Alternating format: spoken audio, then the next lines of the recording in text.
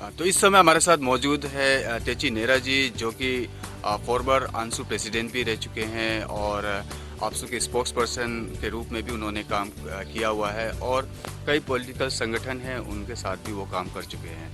तो आइए हम उनसे बातचीत करते हैं। एज ए सीनियर सिटीजन होने के नाते यहाँ देखा जाए तो ईटानगर जो है हाल ही में जो है उसको ईटानगर को स्मार्ट सिटी जो है घोषित किया गया है सेंट्रल गवर्नमेंट की तरफ से भी।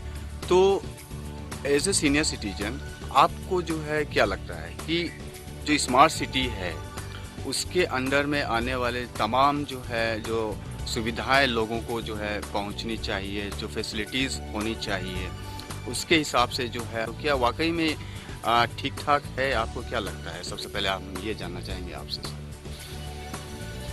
आपको सबसे पहले एनई प्लस के माध्यम से मैं जनता को ये बताना चाहूँगा कि being a senior citizen of Itanagar, हम लोगों को ये जो स्मार्ट सिटी ईटानगर और पासीघाट को दिया है, एक प्रदेश में 2 स्मार्ट सिटी दिया है नरेंद्र मोदी के सरकार ने और हमारा स्टेट गवर्नमेंट पेमा खांडू के अंदर में, ये बहुत हम लोगों के लिए बहुत लाभदायक है। लेकिन जब ईटानगर का जो स्मार्ट सिटी के जब बात करूँ तो हम लोग को सुन के अच्छा लगा और स्मार्ट सिटी जो इम्प्लीमेंटेशन से है, इनको जो प्रोजेक्ट प्रपोजल में है, जो काम है, उनको इम्प्लीमेंटेशन पार्ट में भी ग्राउंड में भी वो दिखना चाहिए। तो हाईवे के अगल बगल में जो सीसी कैमरा लगाया, उसके साथ साथ इनको बास वेस्टिंग सीट भी एटलीस्ट 500 मीटर्स के बीच में रहना चाहिए, जिसमें हमारा पब्लिक यूटिलिटी पीने का पानी और उसके पब्लिक टॉयलेट भी होना चाहिए। और इन लोग को हाईवे सामने सिर्फ उसको देखना नहीं है, बल्कि उनको ईटानगर का हर कैपिटल कॉम्प्लेक्स का हर कोना का जो सेक्टर रोड है, बैलेंस है, उनको ध्यान दे करके, क्योंकि सेक्टर रोड के जगह में देखा गया तो ईटानगर अभी का ईटानगर नहीं, ये 1974 से बन के उभरा हुआ है। ये यंग राजधानी है अरुणाचल नॉर्थ ईस्ट में, इनको अभी भी बनाया जा सकता है। लेकिन स्मार्ट सिटी जो प्रोजेक्ट इम्प्लीमेंटेशन जो एजेंट है, उसके साथ में हमारा जो ये जो अर्बन टाउन प्लानिंग ऑफिसर, इनको मेरा एडवाइस ये है कि कम से कम बायलेन सेक्टर रोड को दिखता करना चाहिए। अभी अगर नहीं बनेगा, कभी फ्यूचर में इसको सुधार नहीं कर पाएगा। स्मार्ट सिटी का तो नाम हमको मिला है, एक ट्रेडमार्क मिला है, तो लोगों का भी उम्मीद है बाहर से जब आता है। अब तवांग देखिए, वहाँ में अब जो गार्बेज गंदा करने वाले को 1000 फाइन करके रखा। ईस्टर्न वेस्टर्न जो एरिया अरुणाचल में है, जो एक हमारा डिस्ट्रिक्ट हेडक्वार्टर, जिला का जो हेडक्वार्टर है, इन लोग अच्छा से बना के रखा है। तो स्टेट कैपिटल यानी कि प्रदेश का राजधानी है, यहाँ जो स्मार्ट ईटानगर जो म्यूनिसिपल कॉरपोरेशन है, मैं समझता हूँ कि इन लोग को भी इन लोगों ने बाहर टूरिंग दिल्ली मुंबई जाके देखा होगा, तो ये जो गार्बेजेस है, उसके बाद में जो पब्लिक यूटिलिटी एरिया को इनको प्रायोरिटाइज करके, अभी तक जो ट्रैफिक प्रॉब्लम है, पार्किंग एरिया नहीं है। कहीं कहीं देखा कि थोड़ा सा अगर वाइट लाइन में बाहर चला जाता तो ट्रैफिक पुलिस को लॉक कर देते हैं। इनको भी मालूम को नया बाहर से डिस्ट्रिक्ट से आता, 25 डिस्ट्रिक्ट है, वहाँ से आ जाता है नया, मेडिकल केस में आता है, कोई एजुकेशन बेस में आता है, कोई हेल्थ ग्राउंड में आता है, तो उनको पार्किंग लॉट देना चाहिए। तो पार्किंग लॉट का पॉलिसीज जो है, इन लोगों को सबसे पहले अमल करना चाहिए। देन गार्बेजेस, अभी बोला गार्बेजेस जो कलेक्शन कर रहा है, हमारा जो ईटानगर मार्केट डेवलपमेंट एसोसिएशन है, इन लोग भी कलेक्ट कर रहा है और हमारा IMC वाला भी कलेक्शन कर रहा है। ये 2 कलेक्शन नहीं करना चाहिए, सिंगल कलेक्शन करना है। अदरवाइज इनको एक ही चीज़ के लिए 2 बार पेमेंट करना है, 100 रुपया दो या 200 रुपया दो, वो सही नहीं है। गवर्नमेंट इसको स्ट्रीमलाइन करना चाहिए, सिस्टमेटाइज करना चाहिए। स्मार्ट सिटी का जो भी मेंबर है, मैं भी पहले मेंबर था, मैंने बोला भी था इसके बारे में कि ड्रेनेज सिस्टम के कैचमेंट एरिया बेसिस में ड्रेनेज को बड़ा किया जाए और जहाँ जहाँ पानी का वॉल्यूम समर में आता है, उस एरिया को ड्रेनेज को कल्वर्ट को बड़ा करके, और जहाँ जहाँ लोकेशन जरूरी है हमारा पीने के लिए साफ पानी पीने का जगह, पब्लिक ड्रिंकिंग वाटर बना के रखना है और पार्किंग लॉट के साथ में। और ये सारा बहुत इंपॉर्टेंट चीज़ है। और मार्केट में जहाँ था हमारे जो आदमी लोग गंदा करता है, लगता है कि ये सामान को लेके और खा पी के फेंक दो, इसके ऊपर मतलब हमारा जो डिस्ट्रिक्ट एडमिनिस्ट्रेशन जो इन्फोर्समेंट ऑफिसर है, स्ट्रिक्ट एक्शन है। जो रोड की हम बात करेंगे तो कैपिटल में जो रोड है और डिस्ट्रिक्ट में रोड जो है, उसमें जो है काफ़ी ज़मीन आसमान का अंतर आ चुका है। खासकर हम लोग का यहाँ कैपिटल ईटानगर में जो रोड है उसकी हालत जो है आपने खुद देखा है और लोग भी देखते हैं कि कितनी ख़राब है। हाईवे है, उसका ना तो कोई मेंटेनेंस होता है ना ही उसका कोई देखभाल करने के लिए, लोग चिल्लाते रहते हैं। अभी इवन पप्पू नाला टू बंडाडोआ रोड को आप देखिए या जुलांग का रोड को देखिए, इवन जो रोड होलंगी एयरपोर्ट को कनेक्ट करता है उसका जो है हालत काफ़ी खस्ता है।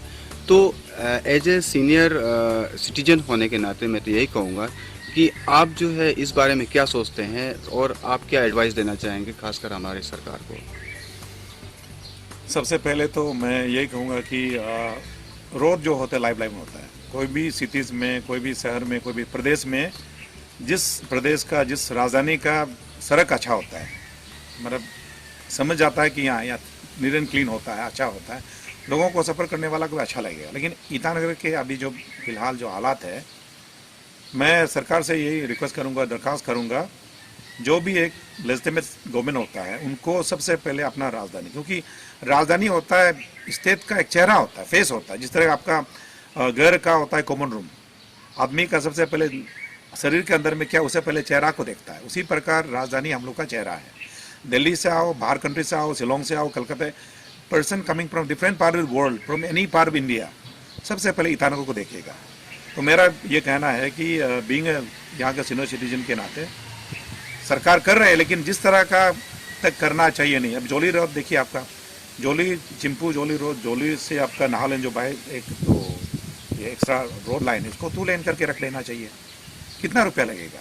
इसको दिमाग प्लानिंग अच्छा से करके करना चाहिए। उसके बाद लोंगी रोड के लेफ्ट एंड राइट साइड में जितना एवेन्यू प्लांटेशन लगाना चाहिए था, और कैंपैक के अंदर में पैसा दिया है, कोई लोग ढंग से नहीं किया, कोई लोग ढंग से किया है। तो ये सब हम लोग सोच के हमको भी थोड़ा तकलीफ लगता है। हम लोग एक ईटानगर का बासिंदा के हिसाब में, एज यहाँ के एबोरिजिन के हिसाब में, और इस तरह का कैपिटल का एक लुक्स बन रहा है। ईटानगर एक्चुअली बोले तो बहुत सुंदर है, लेकिन इसको बिगाड़ के रखा है हमारे लोगों ने। बिगाड़ने के लिए, नहीं देने के लिए सरकार को ठोस कदम उठाना चाहिए। और हमारा जो मंत्री है, चाहे जो भी हमारा विधायक है, उनको ईटानगर का गली गली घूमना चाहिए। हाईवे में जा करके बोला ईटानगर ठीक है, ये नहीं बोलना चाहिए। क्योंकि हर नागरिक को, चाहे आपका 20 सेक्टर का नागरिक हो, ये सके कॉलोनी बोलो, दोकुम कॉलोनी बोलो, धोनी कॉलोनी बोलो, लोबी बोलो, जहाँ भी बोलो, ये आपका जनता है। उनको हक पड़ता है हर सुविधा को मिलने के लिए। कहीं कहीं कॉलोनी रास्ता जा ही नहीं सकता है, गाड़ी नहीं जा सकता, ऑटो नहीं जा सकता है, और ऑटो का रेट भी बढ़ जाता है, टैक्सी का रेट भी बढ़ जाता है। तो डेफिनेटली बाहर से जब लोग आता है, बोलता है ईटानगर बहुत खूबसूरत प्रदेश, लेकिन गली गली जाके देखता तो कचरा पड़ा हुआ है, ड्रेनेज बंद हुआ पड़ा है, या कोई सिस्टमेटिक नहीं है। तो मेरा रिक्वेस्ट तो ये रहेगा सरकार से, होलोंगी का रास्ता को भी चकाचक बना के रखना है, और जोली रोड जो पापूनाला में कनेक्ट करता है, इसको भी ठीक करना है। सरकार का पास फंड है ही है, लेकिन उसको मिटिगेट करने के लिए हमारे मंत्री लोग ग्रास मतलब मीटिंग तो चलते रहता है, देखते रहता है, बाहर अरुणाचल में घूमते रहता है। ईस्टर्न साइड में हमारा देखा गया तो नामसाई सब पासीघाट साइड में ठीक ठाक बना के रखा है। इस साइड में कामेंग में बोमनीला बोलो, तवांग बोलो, बढ़िया बना के रखा। लेकिन ईटानगर में हमारा विधायक जो MLA है, मंत्री लोग है, मालूम नहीं ध्यान नहीं देता है। तो यहाँ इन लोग रहता है 4 साल 10 महीना, चुनाव के लिए सिर्फ इन लोग जाता है करीब 1-2 महीना के लिए। इनको सबको मिलकर ईटानगर को बना के रखना चाहिए। और हमको दुख लगता है जब इस तरह ईटानगर का रोड कंडीशन इतना खराब है, गली गली पे ये सेक्टर रोड है, ये इसको हम लोग ध्यान देना, सरकार ध्यान देना चाहिए। सेंट्रल गवर्नमेंट की तरफ से भी ये भी अनाउंस किया गया है कि जो बेरोजगार हैं उनको रोजगार दिया जाएगा। लेकिन यहाँ पर खासकर अरुणाचल में देखा जाए, क्योंकि यहाँ पे प्राइवेट सेक्टर तो है नहीं, सभी गवर्नमेंट सेक्टर के ऊपर डिपेंड रहते हैं, तो रोजगार की जो समस्या है वो धीरे धीरे बढ़ ही रही है।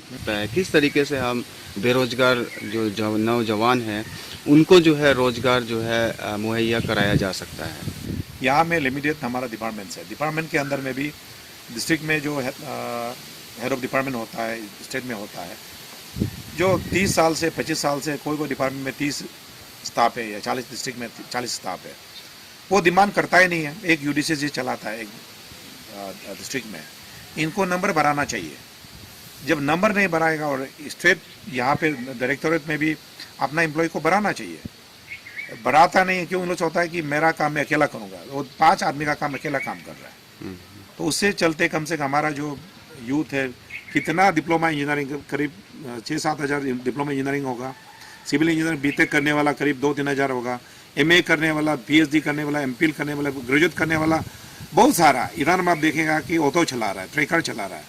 उसके ऊपर में सरकार को एक्चुअली एक सीरियस थॉट लेना चाहिए कि कौन सा सेक्टर में एम्प्लॉय किया जा सकता है। यहाँ में अभी हाइड्रो पावर है, उसके अंदर में जितना प्रोजेक्ट होगा उसमें कौन सा कितना रेशियो में अरुणाचल का लड़का लड़की को डाल सकता है।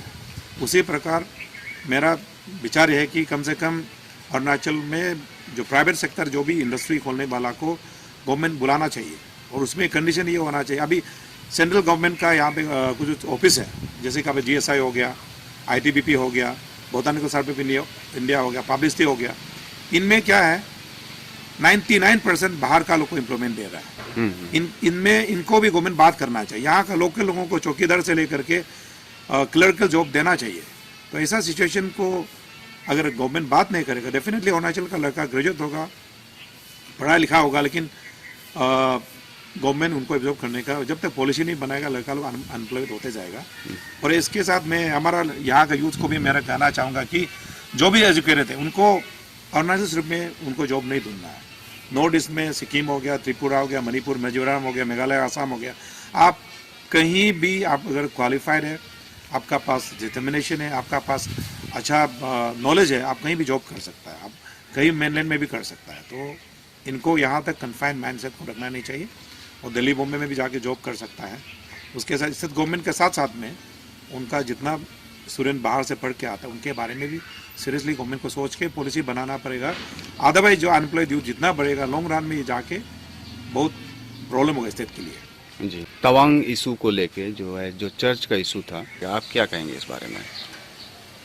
इसमें जो अरुणाचल क्रिश्चियन फोरम ने लोग स्टेट रैली किया है, और क्रिश्चियन कम्युनिटी में भी क्रिश्चियन हूँ, मेरा तो ये कहना है कि India secular number 1 secular country, जहाँ में धर्म निरपेक्ष है। यहाँ पे कहीं भी धर्म, यहाँ में धर्म कोई भी आदमी कहीं भी प्रोफेस कर सकता है, कहीं भी आपका क्रिश्चियन से लेकर हिंदू, मुस्लिम, सिख, ईसाई, देयर इज़ नो डिफरेंशिएट। यहाँ में किसी धर्म के खिलाफ में यहाँ में हम लोग नहीं बात कर सकता है, नंबर 1। और नंबर 2 जो है, अरुणाचल प्रदेश एक कमिंग अप स्टेट है और नॉर्थ ईस्ट में सबसे बड़ा प्रदेश है। तो मेरा विचार में तवांग में चर्च है, अगर हमारे यहाँ के निसी है, गालो है, आदि आपस में 25 मेजर ट्राइब है और 100+ माइनर ट्राइब है। इन लोग एम्प्लॉय करने जाता है, कोई प्योन बनता है, कोई चौकीदार बनता है, कोई ऑफिसर बन जाता है। डेफिनेटली इन लोगों को जहाँ जिस डिस्ट्रिक्ट में, जिला में जाता है, उनको संडे में सैटरडे में प्रे करने का तो जरूरी है। मंदिर एक तो चाहिए, चर्च एक तो चाहिए। तो हमारा जो तवांग का एडमिनिस्ट्रेशन है, आई थिंक ये हमको सही नहीं लग रहा है, और इसका इस तरह का चलेगा अगर सरकार, हम विश्वास है कि पेमा खांडू एक यंग डायनामिक, ये हमारा चीफ मिनिस्टरशिप है, उनके साथ में मैंने कुछ साल काम किया है। आई बिलीव ये छोटा सा इशू है, इट इज स्मॉल इशू, लेकिन इसको अगर ये रखते रहेगा, ये सरेगा, इसका ऊपर में बाद में ये एक दूसरे के ऊपर नफरत आएगा, ये अच्छा नहीं है। इसको सरकार भी सीरियस लेकर के जो कमेटी बनाया, 3 मेंबर्स कमेटी बनाया, इन लोग सीरियस लेके वो हल कर देना चाहिए। एक चर्च बनता है, कोई प्रॉब्लम नहीं होगा, वहाँ में किसी को जबरदस्ती नहीं होगा। जो बिलीवर्स है, संडे में उनका बच्चा, बेटा, फैमिली संडे में कम से कम वो प्रेयर करेगा, प्रेयर करने का जगह को देना चाहिए। या दिल्ली में है, बॉम्बे में, सारा दुनिया में, इवन क्रिश्चियन सिर्फ नहीं बोले, इवन पाकिस्तान में भी चर्च है, बांग्लादेश में भी चर्च है। तो ये मुद्दा को हमारा डिस्ट्रिक्ट एडमिनिस्ट्रेशन तवांग या सरकारी उसको अगर सीरियस नहीं लगा, इसका ये जाके बाद में एक बड़ा इशू बनेगा। As a x farmer AASU president होने के नाते, और आपने जो है आपसू में भी काम किया है एज ए स्पोक्स पर्सन, कि पहले का जो पॉलिटिक्स होता था, जो स्टूडेंट पॉलिटिक्स होता था, और आज का जो है स्टूडेंट पॉलिटिक्स जो हो रहा है, सबसे पहले उसमें क्या डिफरेंस आपको नज़र आता है? और दूसरा जो है, जो अभी जो है यंग जो लीडर्स इलेक्ट होके आए हैं, उनको जो है एज ए सीनियर एक्स आंसू प्रेसिडेंट होने के नाते या आपसू स्पोक्स पर्सन होने के नाते आप उनको क्या एडवाइस देना चाहेंगे सर? हम लोग को दुख लगा है कि हमारा यूनिवर्सिटी स्टूडेंट्स, कॉलेज स्टूडेंट आजकल पैसा के बल पे कैंडिडेट को चूज करता है। दैट इज टोटली अनफेयर, और दैट इज उसको हम बोला जाए तो वो एजुकेटेड का साइन नहीं है, ऐसा नहीं होना चाहिए। और इसको हम लोग एवरीवन, आई थिंक ऑल, हमारा फॉर्मर प्रेसिडेंट हवा बंग में कंडेम किया, आई ऑल्सो कंडेम दैट। हम लोग जब हम आंसू president, we don't spend single money, 1 रुपया में खर्च नहीं किया। प्लेटफॉर्म स्पीच होता है, we interact from different university, Delhi, Bombay से, ऑनल का कोना आके इंटरेक्ट करता है, कौन स्मार्ट है, कौन कैपेबिलिटी है, चूज होता था। That was fine. अभी जो सिस्टम चल रही है बिल्कुल सही नहीं है, क्योंकि कभी कभी इस तरह का होने से डेफिनेटली वो एक सही कैंडिडेट भी कभी कभी मिस हो जाता है। डेफिनेटली इस बार हमारा आपसू प्रेसिडेंट में 5 उम्मीदवार आया है। हमने देखा एवरी 5 कैंडिडेट ठीक ही था, खराब तो नहीं, लेकिन पैसा का जो बात सुन के हमको अच्छा नहीं लगा। वो पैसा हमारा यूनिवर्सिटी स्टूडेंट हो, कोई भी स्टूडेंट हो, पैसा के बल पे प्रेसिडेंट सेक्रेटरी को चुनना नहीं चाहिए। वो डिस्करेजिंग है, वो गलत है, और हमारा एजुकेटेड के ऊपर में एक ब्लैक स्पॉट है। तो I totally I was also former AASU president, I was also former spokesman action committee of AASU. अभी हमारा जितना प्रदेश में जितना काम किया हम लोगों ने, बहुत अच्छा से काम किया है। तो वो काम अभी स्टूडेंट ऑर्गेनाइजेशन उसको लीड करना चाहिए। प्रदेश में स्टूडेंट का इशूज है, बाउंड्री इशूज है, स्टाइपेंड का इशूज है, there is so many issues, और उसको सरकार भी हल करना चाहिए, क्योंकि वो हमारा कल का सिटीजन है, हमारे स्टेट को लेके जाएगा। वो करके गवर्नमेंट के साथ जहां में सही सरकार कर रहा है, सरकार को साथ देना चाहिए। जहां नीति पॉलिसी सरकार गलत कर रहा है, उसको आवाज जागरूक करना, जनता को अवेयरनेस करना चाहिए। ऐसा सुनने को आया है कि डिस्ट्रिक्ट एडमिनिस्ट्रेशन की तरफ से जो है एक नोटिफिकेशन जारी किया गया था, और उसमें ये जिक्र हुआ था कि जो पूरा ईटानगर जो है जो एक रिजर्व फॉरेस्ट के अंदर में आ रहा है। तो हम ये जानना चाहेंगे कि सर ये एक्चुअली है क्या, क्योंकि रिजर्व एक तरफ तो डिस्ट्रिक्ट एडमिनिस्ट्रेशन जो है रिजर्व फॉरेस्ट घोषित करता है, वहीं दूसरी ओर जो है ईटानगर जो है एक कैपिटल भी है। तो इसके चलते काफ़ी जो हमारा जो डेवलपमेंटल वर्क्स में बाधा भी आ रही है। कंफ्यूजन लोगों के माइंड में है कि क्या करना चाहिए, क्या होगा आने वाले दिनों में, फ्यूचर में जो है। तो एज ए सीनियर सिटीजन होने के नाते, यहाँ के निवासी होने के नाते जो है, आप क्या बोलेंगे सर? नहीं, तो आपने बहुत अच्छा पूछा है। ये सब्जेक्ट हम लोग को हजम नहीं हो रहा है। हमारा डिस्ट्रिक्ट एडमिनिस्ट्रेशन कैपिटल कॉम्प्लेक्स का, उसके बाद में हमारा जो forest department, wild life sanctuary के बारे में आप बोल रहे हैं। ईटानगर वाइल्ड लाइफ सेंचुरी 1968 और 78 करीब में इन लोगों ने बनाया। हम लोग को नॉलेज में नहीं है, बीइंग यहाँ का सीनियर सिटीजन और यहाँ का नेटिजन होने की वजह से हम लोग को इसको एग्जैक्टली पता नहीं है, नंबर 1। नंबर 2, 1972 जब अरुणाचल प्रदेश का नाम नेपाल से अरुणाचल बना है, उस वक्त 1974 शिलोंग से कैपिटल शिफ्ट करना था नाहरलगुन में, और उस वक्त 73-74 में बीबी गिरी और मोरारजी देसाई, ये गंगा विलेज में, जो गंगा पंचायत है ना, अभी जीएसआई जो बिल्डिंग है, उसी बिल्डिंग में हेलीकॉप्टर ग्राउंड था। और हमारा गंगा विलेज उस जमाने 70 से पहले 1950-60 के जमाने गंगा विलेज यहाँ था। हमारा पिताजी गाँव बुरा था, यहाँ के जितना गाँव बुरा लोग हैं, गाँव बुरा लोग, उसमें नाबम रुंगशी को जिला उस वक्त ये काउंसिलर मेंबर्स था, बुला करके सारा स्टेट गवर्नमेंट उस वक्त नेपाल के बाद ऑनर बनने के बाद गंगा विलेज में पांडे से निशोन ले हुआ 73 में। रिकॉर्ड गवर्नमेंट के पास होगा, लेकिन ये सरकार करवा रहा है ना। क्या वाइल्ड लाइफ सेंचुरी बोलता है कि ये गंगा बस्ती नहीं था, गंगा बस्ती वो गंगा मार्केट में आरके मिशन है। ये नोटिफिकेशन अभी जो फॉरेस्ट बना है 100% गलत है, फेक है। 40 साल कहाँ में था? कैपिटल बना 1973 में, और वाइल्ड लाइफ सेंचुरी उस वक्त इन लोगों ने हमारे यहाँ का गांव वालों को बोला है कि आपका जानवर को, हाथी को, बालू को, बाघ को, जंगल को, फ्लोरा एंड फौना को बचाएगा। बोला लोगों ने, बोला हम लोग वाइल्ड लाइफ सेंचुरी नहीं देगा। तो वाइल्ड लाइफ सेंचुरी इन लोग बनाया है यहाँ का लोकल लोगों का विदाउट कंसेंट में, कभी कोई रिकॉर्ड में भी नहीं काम बनाओ बोल के कहीं भी नहीं बोला है। इन लोग बोले जंगल को बचाएगा, पेड़ पौधा को बचाएगा, जानवर को बचाएगा। बचाने का जगह में कहाँ बचाया? एक भी नहीं बचा अभी।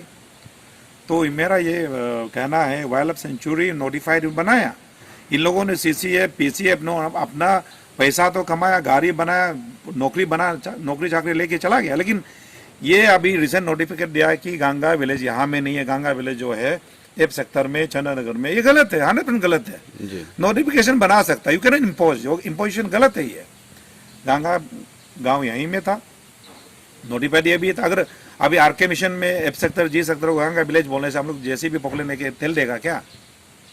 ये गलत है। इसके पीछे हम लोग जाएगा, जिसने भी बनाया नौकरी जेल में जाएगा। जो भी पीसीएफ बनाओ, सीसीएफ बनाओ, जिसने भी बनाया गलत बनाया। इसके बारे में हम लोग क्लियर कट पंचायत ने स्टैंड दिया है, यहाँ के जिला परिषद मेंबर लोगों ने। ये वाइल्ड लाइफ सेंचुरी इन लोगों ने सुपर इम्पोज किया कि, और इसके बाद देखिए इथानॉल कैपिटल बन गया। कुछ पार्ट हम लोग चाहता है कि नेचुरल जो हमारा वेजिटेशन है, वाइल्ड लाइफ सेंचुरी करता है तो जंगल को बचाओ, लेकिन अलग बात है। लेकिन जो नोटिफिकेशन है, कैपिटल पहले बना है, कैपिटल बनने का बाद उल्टा उसके ऊपर में 68 78 वाइल्ड लाइफ सेंचुरी बना के रखे। अभी क्या रास्ता बनाने नहीं दे रहा है, गाँव को बोलता है बुलडोजिंग मत करो, खेती मत करो। गवर्नमेंट खिलाएगा क्या? गवर्नमेंट तो देगा नहीं, नौकरी भी देता नहीं है। और यहाँ का लोगों को नज़रअंदाज नहीं करना चाहिए। यहाँ का लोगों ने, यहाँ का जो हमारा जो अपना लोगों ने, ईटानगर का लोकल लोगों ने ज़मीन दिया, ईटानगर का कैपिटल बनने दिया है, इसको मजाक मत बनाओ। हम लोग, हमारा लोग का सेंटीमेंट के जागरूक मत करो, जिससे बाद में इसके लोगों का सेंटीमेंट आएगा, बर्दाश्त से बाहर होगा। सही नहीं है, जैसे वैसे रहने दीजिए। और कैपिटल का जो अवेलेबल सेंचुरी रिजर्व फॉरेस्ट दिया, इसको डी रिजर्व कर दीजिए। पहले तो इंसान आदमी बचे ना, बाद में जानवर बचे। पहले जानवर बचेगा, इंसान कहाँ रहेगा? तो गवर्नमेंट को भी देखना चाहिए। आई थिंक गवर्नमेंट के रिकॉर्ड में भी है, इन लोग लिखा भी है कि इसको डी रिजर्व कर दो। तो अभी वो वाइल्ड लाइफ सेंचुरी के इशू में ले करके रास्ता, हाईवे रास्ता बनाने के लिए मना कर रहा है। आप तब तो जंगल पैदल, फॉरेस्ट वाला भी गाड़ी में मत जाओ। अपना छेलारी के चक्कर में ईटानगर का डेवलपमेंट को रुकाना नहीं चाहिए, गलत है ये। और डिस्ट्रिक्ट एडमिनिस्ट्रेशन में मेरा रिक्वेस्ट है, इस तरह चीज़ को, यहाँ का लोगों का सेंटीमेंट को, भूमपारे का सेंटीमेंट को, यहाँ का लोकलों का सेंटीमेंट को भी ज़्यादा हर्ट नहीं करना चाहिए, जिससे बल्कि हमारे लोगों को इसका और आउटबर्स्ट हो सकता है कभी जो। ये मेरा कहना है। और ये गंगा विलेज तो गंगा विलेज है। और ये आरके मिशन को हम लोग नदी के उस पार, उसको सरकार को 1972-73 में हम लोग दे दिया। तो ये विलेज एरिया है, इसमें वाइल्ड लाइफ सेंचुरी का सवाल ही उठता नहीं है। और जो बोलने वाला भी, ये लोग भी दिमाग पागल वाला होगा। और जो मैप जो बनाया वो भी पागल है। तो आपके अनुसार जो है, जो गंगा विलेज है वो बिफोर 1973 से पहले जो है इस्टेब्लिश्ड है ब्रिटिश के जमाने से। जी, ब्रिटिश के जमाने से, दफला हिल्स है ना, दफला हिल्स के जमाने में देब्या खातों ने, देखो ये देब्या रोड में दफलागर, देखिए दफलागर आपका 18th सेंचुरी में बनाया गया। दफलागर में हमारा लोग बाजार करता था, यहाँ से जाए दिव्या होके या गोपुर से यहाँ होके जाता था। मेरा पिताजी का पिताजी, पिताजी का पिताजी, ऐसा है। उस वक्त बिल्डिंग नहीं था, उस वक्त में लोहा नहीं था, तो कहाँ खुदी करेगा? तो ये जमीन हम लोग ही था जमाने से। वाइल्ड लाइफ सेंचुरी बनाया, जंगल को प्रोटेक्ट करेगा, वाइल्ड लाइफ को वी एक्सेप्ट, हम लोग वेलकम करता है, प्रोटेक्ट कीजिए। कहाँ प्रोटेक्ट कर रहा है? ईटानगर का 1000 बंदूक जंगल में जाके शिकारी करता है, हम लोग पकड़ के देता है, अरेस्ट करता नहीं है। ये मेहतर। अभी हमारा लोग खेती बाड़ी कर रहे हैं, मत करो, एलपीसी को रिजेक्ट करेगा। ये सारा चीज गलत है। लोगों का जो एक सेंटीमेंट होता है ना, जो हमारा जो भूमि पुत्र, जमीन का मालिक जब दर्द होता है, वो कुछ भी करने के लिए तैयार होगा। तो ऐसा हमारा कहना ये है, ये वाइल्ड लाइफ सेंचुरी इशू जो है, इसको गवर्नमेंट डी रिजर्व करके कैपिटल को एक्सपांशन करा दीजिए। और हमारा जो विलेज अपना खेती बाड़ी कर, उसको करने दीजिए। और जंगल स्लोप एरिया है, हिली टेरेन एरिया, उसमें बुलडोजिंग भी होगा, जैसे भी मारेगा, उसको मत बनाओ, ये मत करो। इससे क्या होगा? लोगों का सेंटीमेंट बढ़ेगा। सेंटीमेंट जब जमीन के ऊपर में सेंटीमेंट आएगा तो अनरेस्ट हो जाएगा, ये बियॉन्ड कंट्रोल में चला जाएगा। ये मेरा सोचना है। और सर, मैं ये भी आपसे जानना चाहूँगा कि हम लोग का ईटानगर में जो है, जो हॉस्पिटल की जो है कमी है, खासकर जनरल हॉस्पिटल्स यहाँ पे नहीं है, तो उसको आप क्या कहना चाहेंगे? नहीं, ये बहुत इम्पोर्टेंट आपने सवाल पूछा है। हमारे यहाँ में आरके मिशन 1979-80 से है, ये भी इन लोग कैटरिंग कर रहे हैं सर्विस हेल्थ ये सब्जेक्ट में। उसके बाद हमारा अभी प्राइवेट जो है हेमा हॉस्पिटल, ये भी बहुत अच्छा सेवा दे रहा है। मगर यहाँ का जो ईटानगर जैसे ग्रोइंग पॉपुलेशन है, पॉपुलेशन बढ़ते जा रहा है, साल भर साल बढ़ते जा रहा है, और हर डिस्ट्रिक्ट से यहाँ आता है। तो सरकार अगर हेल्थ इश्यूज में देखा जाए तो यहाँ पे, और इस गवर्नमेंट ईटानगर में एक तो जनरल हॉस्पिटल बनाना चाहिए, जिसके लिए जो हमारा आरके मिशन है, हेमा हॉस्पिटल है, यहाँ का जो गरीब लोग आरके मिशन में या हेमा में कभी कभी इन लोग को एक्सपेंस बियर नहीं कर पाता है।